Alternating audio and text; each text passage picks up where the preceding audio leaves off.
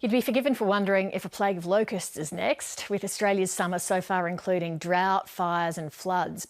A weekend of torrential wet weather caused blackouts, flash flooding and property damage, but there was also much gratitude for the rain. Of course, it hasn't broken the drought in many parts of Australia. Last year, we visited two farmers on the mid-north coast of New South Wales, one dairy and one beef, brought to their knees by the relentless drought. Their area is one of those hit by the heaviest rainfall. We sent reporter Nadia Daly back there today to see how they fared and what the rain means for them.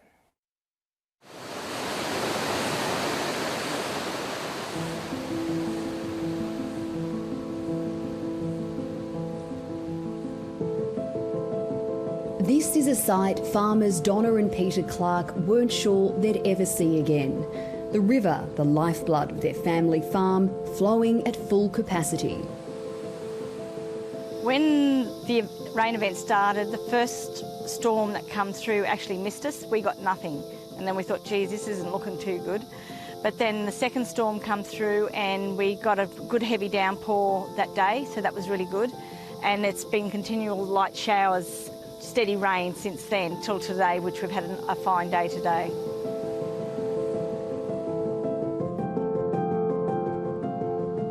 When 7:30 visited a few months ago, the creek was bone dry and the cattle were thin and thirsty. For the past few years, parts of the New South Wales mid-north coast have been struggling through one of the worst droughts on record. It's crippled farming families across the country and made many, like Donna and Peter, question their future in the industry. There's no profit. Whatever's sold goes straight into paying bills. And that's what it comes down to. The dusty paddocks are now green after the weekend's rainfall. Now that they're all full, we can start rotating cattle better. We've destocked a fair bit. We're able to bring the stock back now, so that's going to be really good for us. The wet weather brought some relief from the drought and, just as critically, some much-needed hope.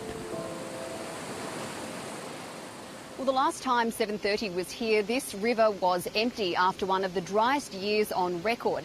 Now, as you can see, it's flowing so strongly you can't even cross it to get to the paddock on the other side. Now, it certainly doesn't mean that the drought is over just yet, but the weekend's deluge has really boosted spirits around here and put a smile on a lot of faces. After years of drought, farmer Tony Saul was also starting to lose hope. But since Friday, his farm has had more than 100 millimetres of rain. Yeah, this recent rain has been brilliant. It's took a lot of pressure off. It's enabled us to, get in before dark, not having to do as much jobs, not having to go and check dams for cows stuck or pumping water. No, it's been brilliant. Just a few months ago, this was the scene at his beef farm 60 kilometres from Port Macquarie on the New South Wales mid-north coast. We were starting to think that the rain would never come. Yeah, we were starting to think, is it possible? How long is this going to go? And eventually the skies opened and it's given us relief. But now the dams are full and the grass is green. Well, the family's happy. Happy farmer, happy wife, happy family. And the animals, they have started to shine. The best thing about rain coming and the grass growing, demand for cattle has risen, so the prices have risen. The cattle market is going to be strong now for a fair while. It's a matter of getting back and putting pasture in. A lot of pasture got affected by the drought. And it's not just the cattle who are happy. It was just the long hours that were starting to affect us mentally and physically, not getting home and spending any time with the family.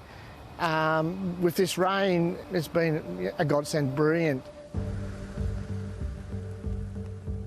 While the drought's not over, New South Wales copped a drenching over the last 48 hours, with some parts receiving more than 400 millimetres.